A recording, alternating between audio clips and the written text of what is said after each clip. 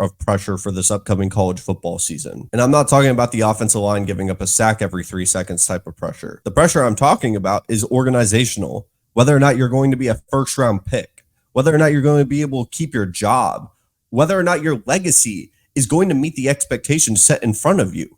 That's the pressure I'm talking about. And when we're talking about a Mount Rushmore, there's no order, there's no rankings. These are just 4 people, players or coaches, that I think have the most on their plate. But before we dive in, if you're returning, thank you so much for taking the time to return. And if you're new, thank you so much for taking the time to test out this channel. We do a lot of football content over here, so leave a like, leave a comment, whatever you feel is necessary.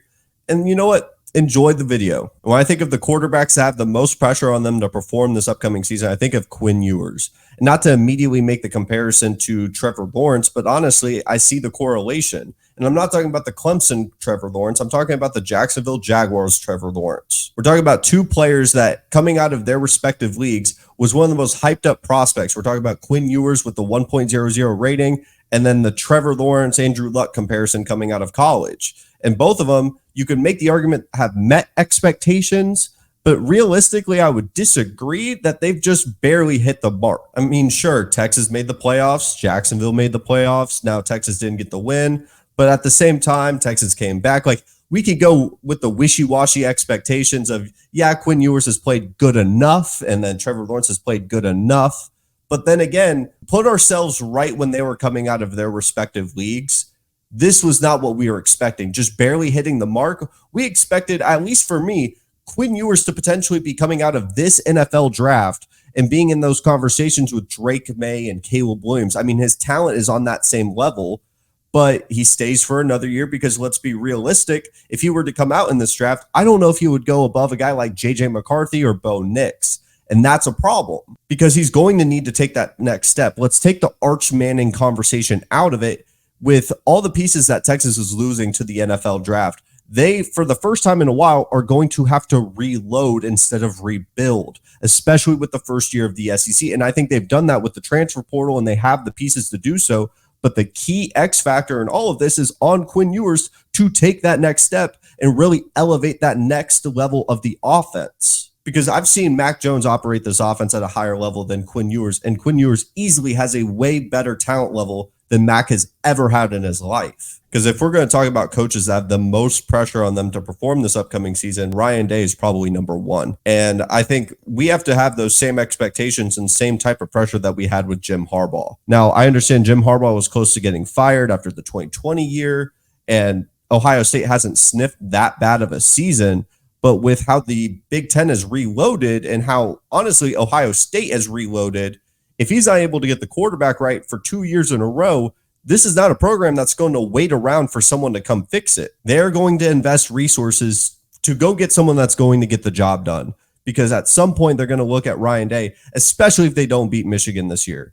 Like, I understand to a lot of people, they don't understand, why would Ohio State get rid of a guy when they look at Ryan Day's record? There's levels to it. If you're not able to beat Michigan and you're not able to win national titles, you're not going to be the head coach at Ohio State. That's just point blank period, especially with the amount of talent coming in. Getting guys like Jeremiah Smith, who is really pushed to potentially not go to Ohio State, they lock him in.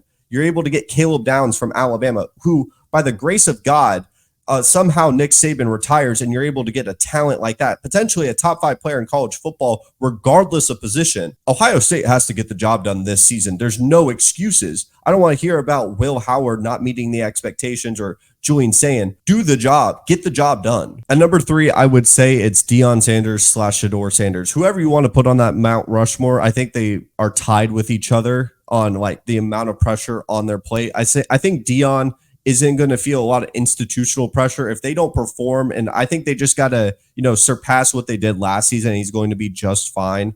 I get the media might set some expectations are going to be too high. Like if they don't make the playoffs, all of a sudden people are going to start questioning Deion as a coach without remembering that he's a very young coach to begin with. But when we're talking about Shedeur Sanders, I mean, his own dad / coach has touted him as a top 4 pick, and he's going to have to perform like it. And I think he will, but that's not to say it's not pressure to do so.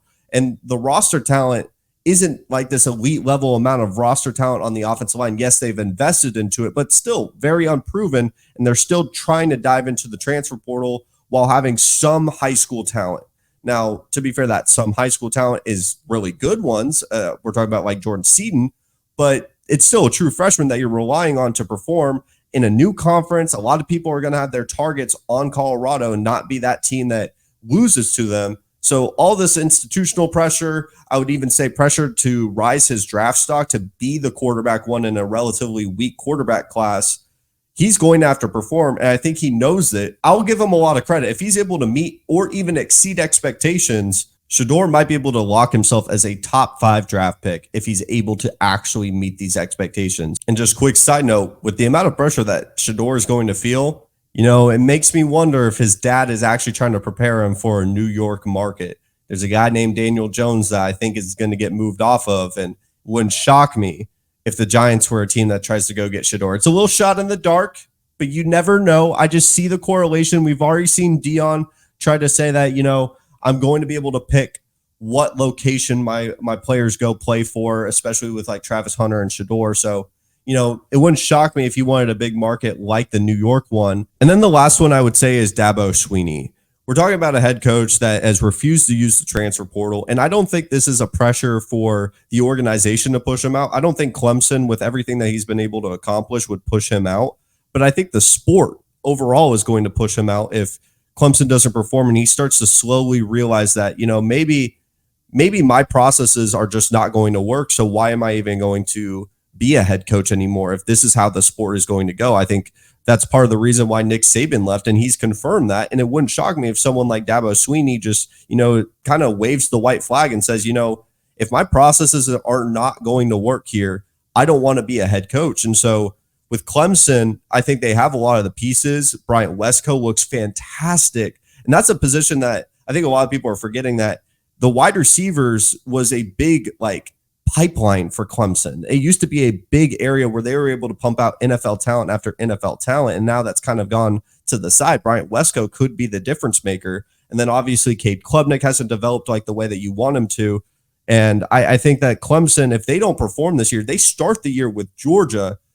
I would not be shocked if Dabo Swinney really starts looking at it like, hey, maybe I need to take a break from the sport and leave Clemson. But I would classify those 4 people as the most pressured people to perform this upcoming college football season. And if you feel like there's other people, it's a laundry list of guys. You could say Mike Norvell, like I said, Cristobal. You could even throw in Brian Kelly to be able to, refresh the LSU program with the amount of pieces that are leaving. There's a lot of other players or coaches that have this amount on their plate, but I would classify these top 4 as the creme de la creme, would some say. I think these are the guys. Let me know your thoughts down below, and thank you so much for taking the time to watch this video, and I will see you guys next time.